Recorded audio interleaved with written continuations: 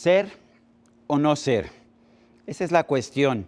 Y la verdad es que la pregunta, la disyuntiva sigue siendo Día de Muertos o Halloween. Hay verdaderas guerras culturales en este sentido, pero una novela de la escritora estadounidense Tonya Hurley, Día de Muertos, nos ofrece una buena opción precisamente para el Día de Muertos.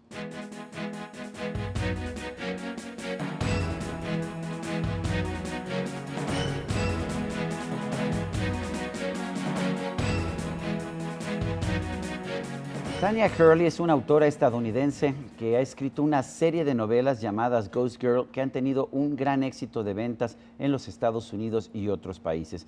Y ha publicado también una novela que ya no es nada más sobre espantos o sobre Halloween, sino sobre el Día de Muertos.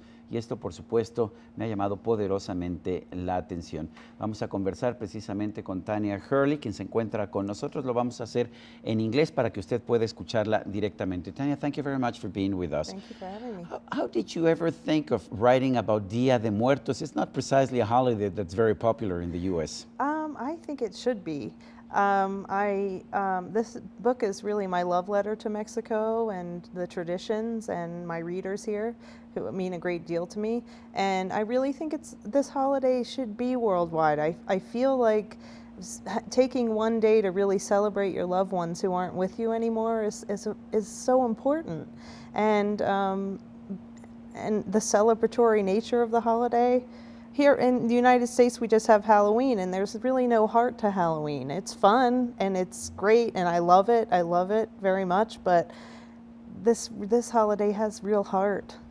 So it's something that's actually born, it's being born from your heart? I mean, you actually, Yes. Were you actually in Mexico and celebrated the Day of the Dead? You know, this year I'm going for the first time. Okay. And I'm anxious to see how my writing matches up with with the real aspect, you know, the real holiday. So yeah, I mean, I've read a lot about it. I've visited different places. And tell us about your main character, Charlotte, the ghost girl. I mean, where did you come up with the idea of this ghost girl?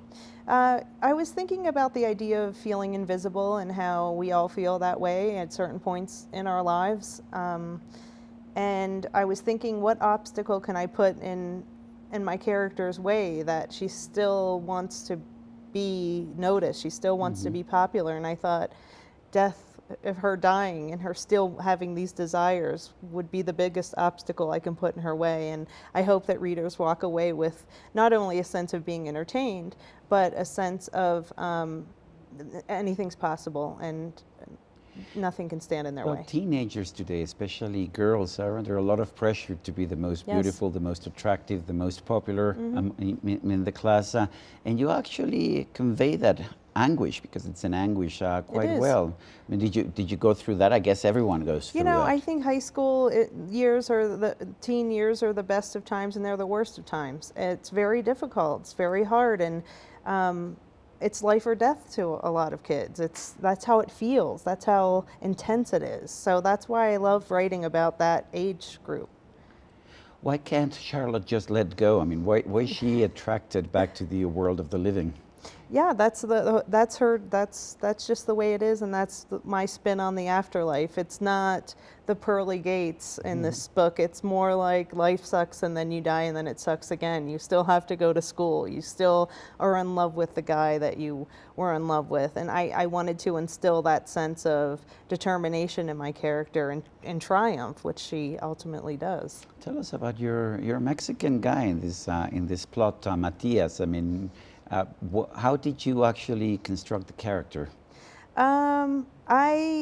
I really wanted to have a Mexican character, obviously, in this book, and it would have been difficult to have a Dia de los Muertos without a Mexican character. I could have. I guess so. But I really wanted to have that voice, a male Mexican voice in the book, and I hope that readers embrace him with open arms. How aware are Americans of the Day of the Dead celebration. I mean, the fact is that many cultures seem to have had some kind of homage to the dead. At about this point, when fall is advancing and the days grow shorter and it's becoming colder, and it seems that we do have a temptation to actually offer an homage to the dead at this point. But are Americans aware of what we Mexicans do to celebrate the dead? No, and that really surprised me. Of course, there are a lot of Mexicans in the United States who quite a lot, about 20 million. Right? No, that's what I mean. Who celebrate this, but it's not so wide open. It's not. There are so many Americans who just have no idea about this holiday, and I think that's a real shame.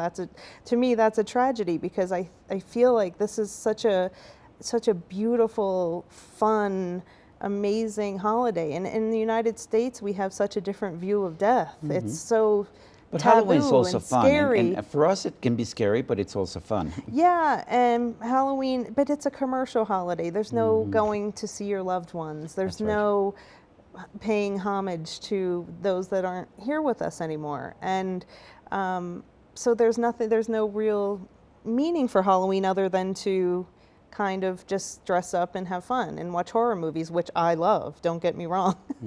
But I feel like there's room for both in the United States. What do you think of someone like me who brings to this TV program, well, it's not a little, it's a skull made out of sugar with my name on it, so Yes. that I will remember Yeah. that I'm fragile and that I can die anytime. What do you think of that? I love it. I think there's something really beautiful about that, and I have 2 of these in my hotel room with my name on them. Oh, So yes? yes, and I just think it's a beautiful thing, a reminder. I think we all want to be remembered, and that's really what the Ghostgirl books are about, and that's what this holiday's about.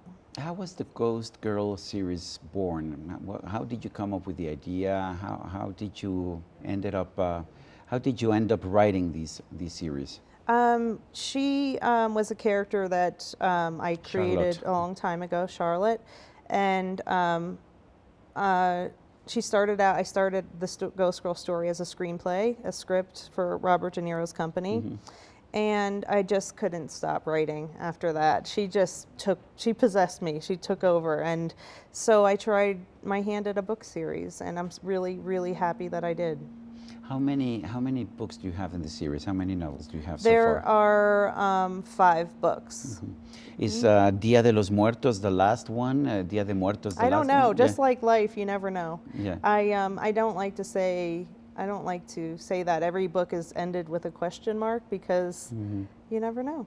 Well, in other kinds of literature, when you kill your main character, then that's the end That's of it, it. right? But that's not. It's the beginning this is for not me. the case. Right? So, are you writing another novel right now, or you're not doing that right now? Yes, I Yeah, you have. are. I have a new trilogy called The Blessed. The first book was released here in Mexico last year, and the second book, Passionaries, will be released in July here. And what do you expect to see in Dia de Muertos? I understand you're going to Janitzio. I'm so excited. What would you like to see? Oh, I just want to feel it. I just want to be there and smell the smells and taste the taste. I mean, I've read about it, but I want to experience it with all my senses and meet the people and be welcome, hopefully. Have you ever been obsessed with death? Yes, I've been obsessed with death since I was young, and I think that's pretty much why it's a topic in every single book I write. Tell me about your ring. Tell me about your anillo. My ring? Yes. It's just something I picked up on the street. Oh, my. Yeah. And your fingernails? Yes, this is a reverse French manicure. It's black on black, so. Yeah. Do you, now that you've written about Charlotte, that you've killed her, and that you've, have her living in a different world, do you become closer to a character like that who's been with you for a series of novels, for a number of novels? You write what you know, and Charlotte has a lot of me in her, and Scarlett as well, and she's part of me. I also have a problem with letting her go. So when she shows up, like she did for this book, and she shows up to me, and I just can't. I have to tell her story. I feel like she lives separate from me. I Tonya, feel. you were telling us about another series. And it must be very difficult for a writer like you, who's become very closely related to a certain character, a certain series, to start to start a totally new series. Are you afraid of being stereotyped, such as some writers have? And I'm thinking of J.K. Rowling, of course, the writer of the Harry Potter. Of Harry Potter, the Harry Potter series. No, I'm not afraid of that at all. I feel like my readers are very smart, very savvy. They know the themes that I write about, and hopefully they'll be willing to follow me along as they grow. Are you just dedicating yourself completely to this writing, or you continue to do script writing and other things? Basically, I write books now, and I'm very happy doing that. I just co-directed a music video, a stop motion. So I do different things. Do you have to be very disciplined to be a professional writer? Yes. Yes, Because it's 90% discipline, sitting there and doing the work, really. And I'm not a very disciplined person, so it's a challenge with every book. But once the story gets going, I find myself waking up in the middle of the night and running to my computer, and it just takes over. So. I understand you have a cat. Is it a black cat? Yes, it is. My black cat. It's on my shoes. Well, yes, it was rescued from a pound. I don't know if you have those here. Yes, we do, unfortunately. Yeah, unfortunately, and it belonged to my twin sister, and she gave it to me. And he's he bites me all the time, and that's a sign of love. Yeah, I think so. I take it as that. But he can be evil, but I love him to death. Does he like reading your books?